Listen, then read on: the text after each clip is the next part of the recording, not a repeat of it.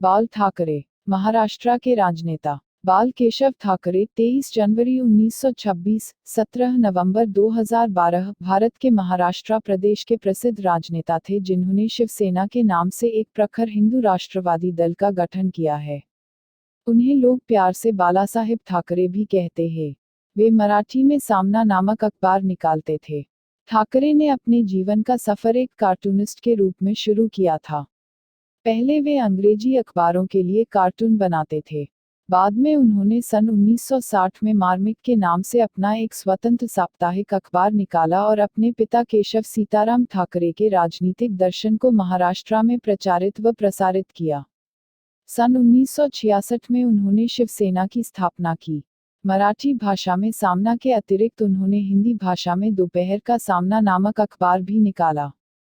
इस प्रकार महाराष्ट्र में हिंदी व मराठी में दो प्रमुख अखबारों के संस्थापक ठाकरे ही थे। विवादास्पद बयानों के कारण वे अखबार की सुर्खियों में बने रहते थे। 17 नवंबर 2012 को मुंबई में अपने मातोश्री आवास पर दोपहर बाद 3:33 पर उन्होंने अंतिम सांस ली। संक्षिप्त जीवन। बाला साहेब का जन्म 23 जनवरी 1926 को पुणे में केशव सीताराम ठाकरे के यहाँ हुआ था। उनके पिता केशव कायस्थ परिवार से थे। वे एक प्रगतिशील सामाजिक कार्यकर्ता व लेखक थे जो जाति प्रथा के धुर विरोधी थे। उन्होंने महाराष्ट्र में मराठी भाषी लोगों को संगठित करने के लिए संयुक्त मराठी चळवळ आंदोलन में प्रमुख भूमिका निभाई और मुंबई को महाराष्ट्र की राजधानी बनाने में 1950 के दशक में काफी काम किया। बाला साहेब का विवाह मीना ठाकरे से हुआ। उनसे उनके 3 बेटे हुए बिंदुमाधव, जयदेव और उद्धव ठाकरे। उनकी पत्नी मीना और सबसे बड़े पुत्र बिंदुमाधव का 1996 में निधन हो गया। बतौर आजीविका उन्होंने अपना जीवन मुंबई के प्रसिद्ध समाचार पत्र फ्री प्रेस जर्नल में कार्टूनिस्ट के रूप में प्रारंभ किया।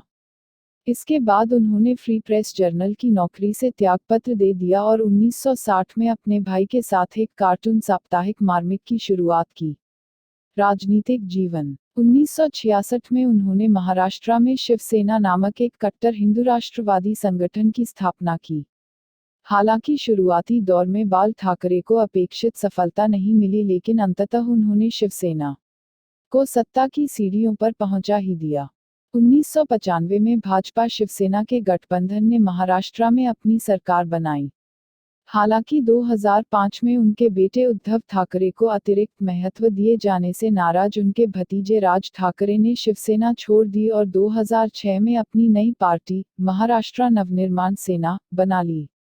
बाल ठाकरे अपने उत्तेजित करने वाले बयानों के लिए जाने जाते थे और इसके कारण उनके खिलाफ सैकड़ों की संख्या में मुकदमे दर्ज किए गए थे।